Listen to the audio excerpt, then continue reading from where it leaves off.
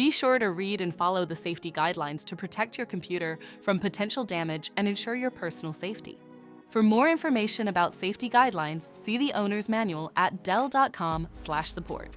Before you begin, turn off the computer and disconnect all the attached peripherals. To remove the solid-state drive 2230, loosen the 2 screws at the front of the base cover and remove the 6 screws securing the cover. Pry the cover off the system to remove it. Find the battery cable and remove the piece of tape. Unplug the cable.